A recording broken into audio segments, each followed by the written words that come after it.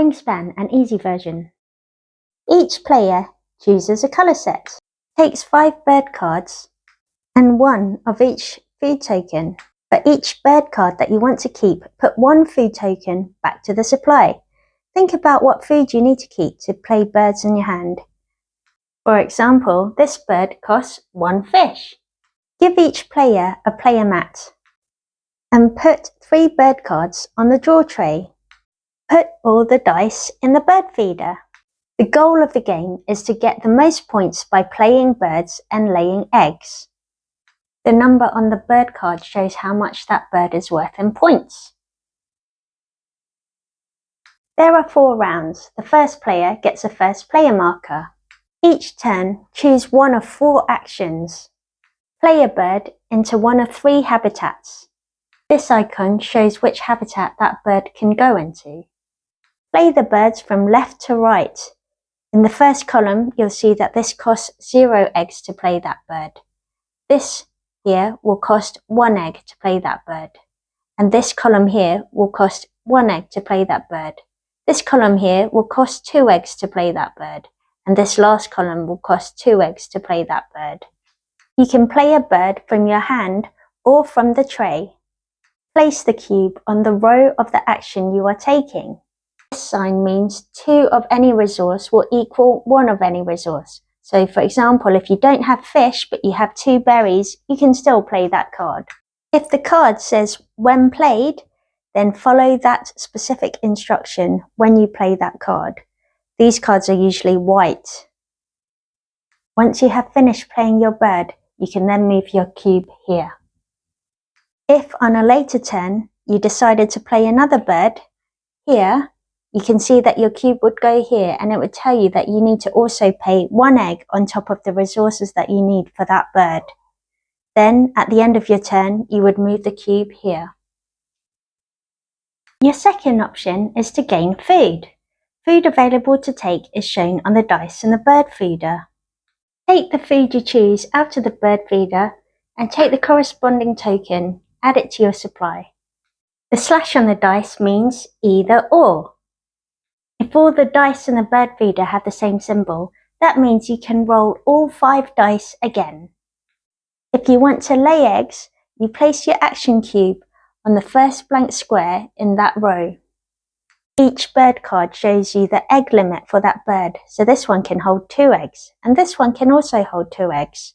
I then place the eggs where I want, up to the egg limit, and I can then move my cube here. If I want to draw a bird, I take my action cube and I put it on the first blank space in that row. That square tells me I can take 2 birds, either from the tray or from the deck. Each option becomes more powerful as you play more birds and move along the squares. Each habitat can hold a maximum of 5 birds. Once you have played 5 birds in that row, you then move to the most powerful option here. So for example, in the draw birds row, you could take 3 cards, plus you could exchange 1 egg for an extra card. In the lay eggs row, you could take 4 eggs, plus exchange a resource for an extra egg. In the gain food section, you could take 3 food, plus change 1 bird in your hand for 1 extra food. Once you have played all your action cubes, that is the end of the round. Put 1 action cube back to the supply and then set up for the next round. Replace the birds on the bird tray. Take your player cubes back and start the next round. This is the first player marker. Take it in turns to go first on each round. After 4 rounds, the game is over and you can count the final scores. Just count up all the points on birds played and eggs laid. I play the simplified version with my 5-year-old and she loves it. If you want to level up the game complexity, you can do any of the following options. You can include any brown powers on played birds which get activated one by one, right to left on the row. You can play with activation. This means, for example, if on my turn I was to gain food, I would start here, taking 2 food, and then I would move my cube here. I would read the brown power and I would follow the instruction. After that, I would then move my cube here and I would follow the brown instruction here, and then it would be the end of my turn. Similarly, some cards have pink powers. These are active the same way as brown powers. They are effective only once between turns. You could also include the goal board. Place the goal tiles randomly on each section here for each round. The goal board is double-sided. The blue side is the easy side.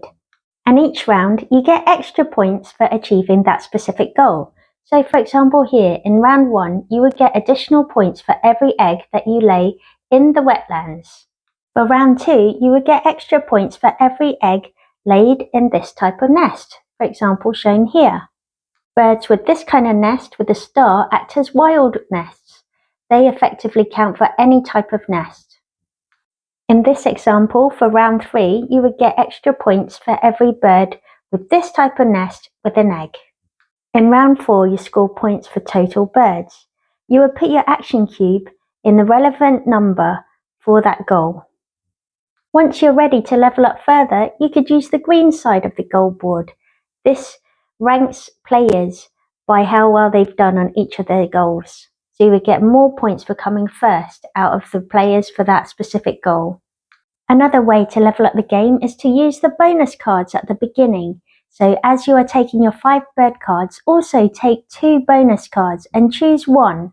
These cards allow you to score extra points if you meet the criteria. For example, if you have 4 to 5 birds played with colours in their names, you would score an extra 3 points. If you had 6 or more of those type of birds, you would score 6 points at the end of the game. All those additions should bring you back to the full version of the base game. If you wanted to go even further, there's expansions available. Thanks for watching!